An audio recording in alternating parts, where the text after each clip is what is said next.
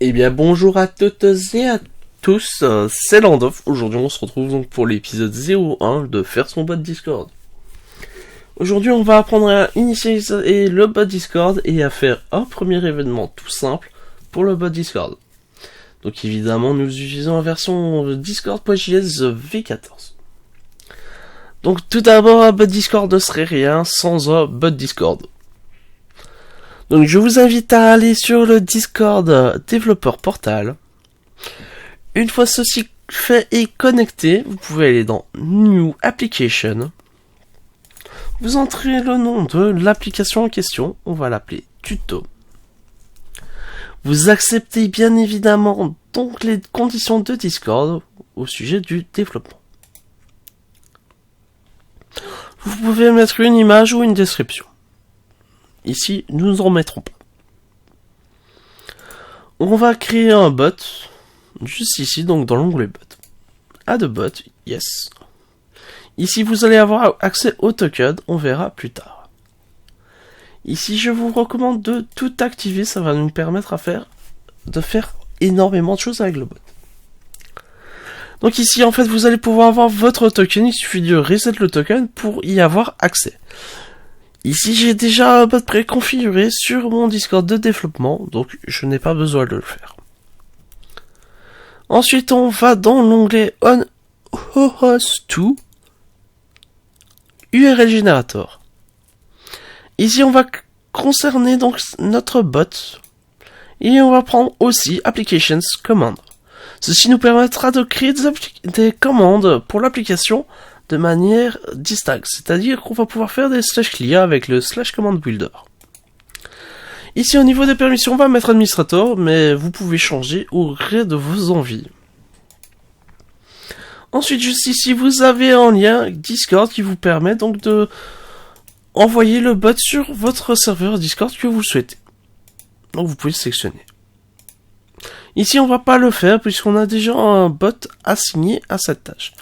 Le bot en question est évidemment le tardisque auquel j'ai rajouté une image. Vous pouvez aller chercher le token, donc encore une fois par reset token. Une fois ceci fait, le token, il vous faudra le mettre dans la variable bot token. La variable environnementale bot token sera utilisée par le bot pour s'y connecter. Ensuite, de ce fait, nous allons devoir créer le cœur de notre bot Discord, c'est-à-dire un bot.js. Que contiendra le bot.js, vous me diriez-vous? Donc c'est simplement les informations pour s'y connecter et au bon fonctionnement du bot. En l'occurrence ici, donc on va bien évidemment faire en sorte de pouvoir utiliser le .env. On va devoir utiliser aussi le file system parce que comme vous pouvez le voir, nous avons plusieurs répertoires et plusieurs fichiers différents. Donc, grâce au fait de pouvoir récupérer le .env, nous allons pouvoir créer une constance qui s'appelle myToken et utiliser le bot.token. Nous devons évidemment aussi créer des constantes propres à Discord.js v14 qui sont d'autres que Client, Collection et Gateway Intent Bits. Les Gateway Intent Bits, c'est ce que vous avez dû activer sur le développeur portail. Ici, nous allons déclarer un nouveau client à partir du constructeur des clients. Donc ici, nous allons sélectionner donc toutes les informations que nous avons besoin pour notre bot. En l'occurrence, ici, par exemple, notre bot pourrait gérer les réactions sur les messages. Donc faire un auto-roule à ce niveau-là. Au niveau du client, au niveau des commandes, nous allons devoir faire une nouvelle collection pour les commandes.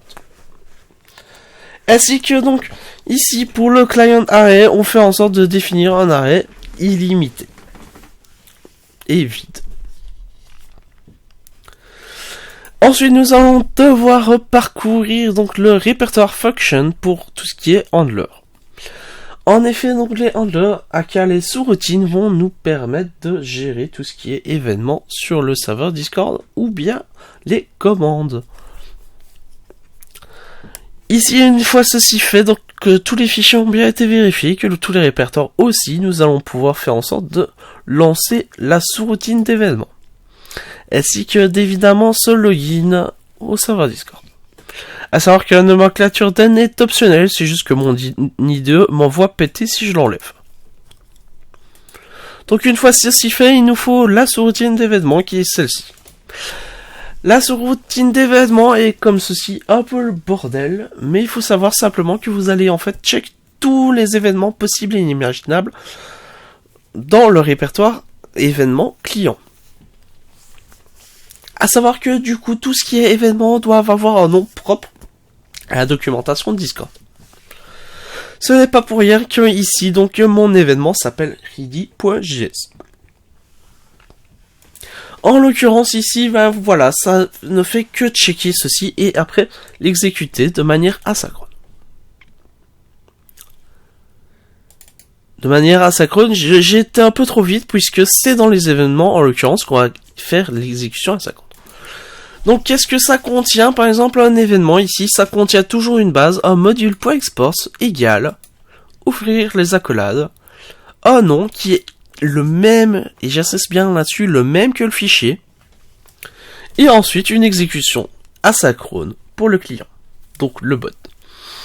Ici en l'occurrence ce qu'on fait c'est simplement dans la ligne de commande faire un petit log et dire que voilà le bot a bien été connecté. Ensuite, du coup, ce qu'on peut faire, après toutes ces étapes réussies, nous pouvons faire npm run test. Une fois ceci fait, donc vous avez donc première chose, le thanks to use my bot, donc c'est un log que j'ai fait moi-même, juste ici. Donc ça veut dire qu'on est bien passé dans le bot.js. Ensuite, on nous informe que la sous-routine des événements a bien été réalisée. Et que de fait, la sous-routine d'événement a détecté un événement de type ready. L'événement du coup a pu se lancer et nous informe qu'il est bien connecté à Discord avec Tardis hashtag 7441. En effet, on peut vérifier sur Discord, on voit bien que Tardis 7441 est bien connecté. Et voilà, c'est ce qui va conclure cette première vidéo sur les interactions et le premier bot Discord. La vidéo est très courte, mais je préfère faire une vidéo courte en l'occurrence, puisque ici pour l'instant, c'est plus de la théorie pure que de la pratique. En effet, après on va voir plus en détail comment on fait par exemple un message de bienvenue au niveau des événements. Mais avant tout ça, on va se retrouver pour une prochaine vidéo qui va se consacrer au /command. Je vous invite, si ce n'est pas encore déjà fait, de vous abonner et d'activer la cloche, de mettre un like sur la vidéo si elle vous a plu, ou un pouce rouge, un commentaire, ça ne paye pas de mine non plus.